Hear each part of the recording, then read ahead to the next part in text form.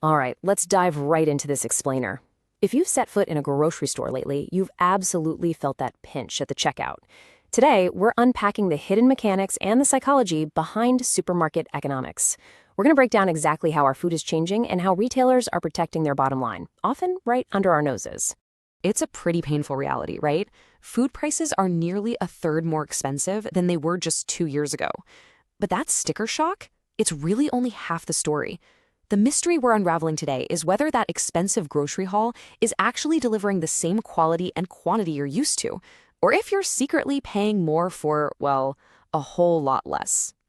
So here's our roadmap. We'll quickly cover the true cost of inflation, move into the sneaky world of skimpflation and secret additives, look at the immense power of household brands, uncover where supermarkets actually make their profits, and finally, we'll unpack the grand illusion behind your loyalty cards.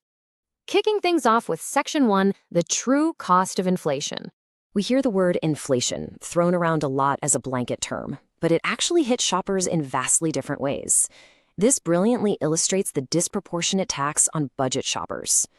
According to the consumer organization which, over a 2-year tracking period, budget and value ranges saw an inflation rate of 23%.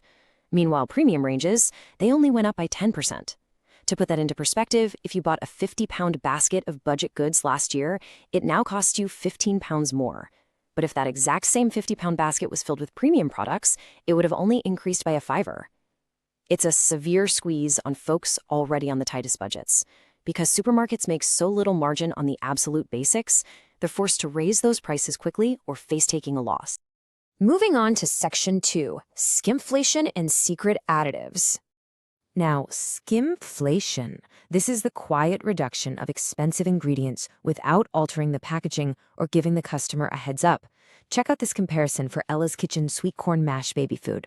On the older recipe, you've got sweet corn at 29% and milk at 20%, delivering 71 calories per 100 grams. But on the new recipe, they quietly dropped the sweet corn to 19% and the milk to 13%.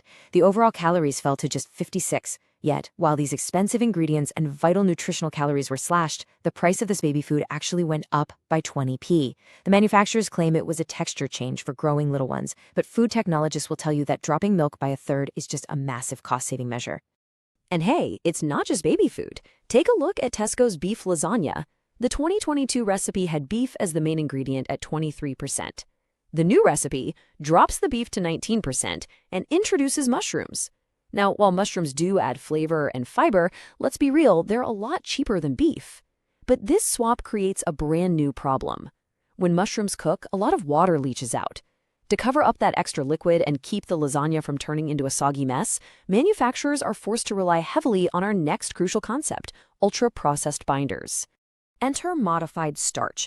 This stuff is an industrial kitchen's absolute secret weapon. It's an ultra-processed food additive designed specifically to bind water and create a heavily thickened texture. Crucially, it doesn't even need heat to thicken, which saves manufacturers a fortune on their electricity bills. It is heavily promoted across the industry as a way to replace expensive ingredients like eggs, oil, or even real tomatoes, allowing for low-cost formulations while supposedly keeping an excellent mouthfeel. Professor Gleb Yakubov, a food physicist at Nottingham University, really hit the nail on the head with this quote, "It's thick, but it ain't food."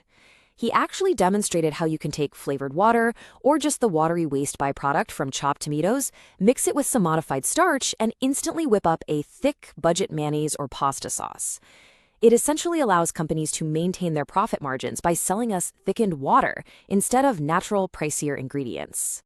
Which brings us to Section 3, the power of brands. While budget items are getting quietly reformulated, global powerhouses use our own psychological attachments against us. 58%. That is the staggering 2-year price increase of Hellmann's mayonnaise at one major supermarket, jumping from £1.49 to £2.65. That vastly outpaced supermarket own brand mayonnaise, which only saw about a 51% increase on average.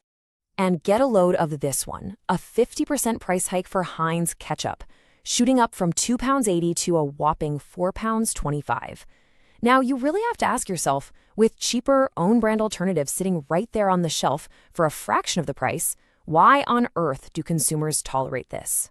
Well, this brilliant quote from a dedicated shopper on a consumer panel pretty much explains it all. I would willingly go to £7, and I'm not joking. £7! This perfectly illustrates what the industry calls brand leverage. Consumer loyalty to these specific tastes and labels is so deeply emotional and honestly kind of irrational that shoppers flat out refuse to switch. Because consumers will literally walk out and go to another store if a supermarket runs out of Heinz or Yorkshire tea, these global powerhouse brands hold the ultimate leverage. They dictate their prices to the supermarkets. And the crazy part, even if their production costs drop, the Competition and Markets Authority notes they are highly unlikely to bring those prices back down. Let's dive into Section 4, Supermarket Profit Strategies. So, think about it. If supermarkets aren't making big margins on absolute essentials like milk, pasta, and bread, and the big brands are squeezing them on the other end, where is their real money actually coming from? Well, it turns out their entire business model depends on us going off script and ignoring our shopping lists. Supermarkets make their serious margins on impulse buys: the confectionery, the crisps, the alcohol, the soft drinks. The whole psychology of a supermarket is designed as a temple of temptation to make you buy things you don't need. And this strategy completely peaks during the Christmas season. A staggering 40% of a retailer's business can happen during that 6-week festive splurge, where we all happily trade up to premium own-brand mincemeat and specialty items, handing the supermarket maximum profit. Finally, Section 5, the loyalty card illusion. Let's unpack the biggest twist of the whole shebang, the two-tier pricing system of supermarket loyalty cards. We see these brightly colored members-only price tags everywhere now, giving us the illusion of being in an exclusive discount club. But let's walk through the exact flow of money here because it's absolutely fascinating. You might think the supermarket is taking a hit to give you a deal. They aren't. Step 1, the supplier, the brand itself, pays for that discount, sometimes shelling out up to £50,000 just for the privilege of a prime promotional spot at the end of an aisle. Step 2, the supermarket offers you an exclusive discounted price. Step 3, in exchange for that discount, you swipe your card, handing over your incredibly valuable shopping data. And step 4, the supermarket then turns around and sells those highly targeted, nuanced data insights right back to the suppliers. And here's the kicker. Sometimes these exclusive deals aren't deals at all. Take this jar of coffee. The exclusive Sainsbury's Nectar card price is £6. But if you look around, the regular non-discounted price at Morrison's is £6, at Waitrose it's £6, and at Tesco the regular price is actually a penny cheaper at $5.99. The exclusive members-only discount is literally just the regular market price framed as a deal to act as bait to harvest your data and ensure you stay fiercely loyal to their specific store. So, as we wrap up this explainer, I want to leave you with a final thought. The next time you walk down the aisle, deviate from your list, or swipe that loyalty card for an exclusive discount, ask yourself, who is really paying the price here? The whole system is brilliantly designed to protect corporate bottom lines while giving you the illusion of savings. To outsmart it on your next grocery run, remember the golden rules. Be a Scrooge, stick strictly to your shopping list, and use price comparison apps like trolley.co.uk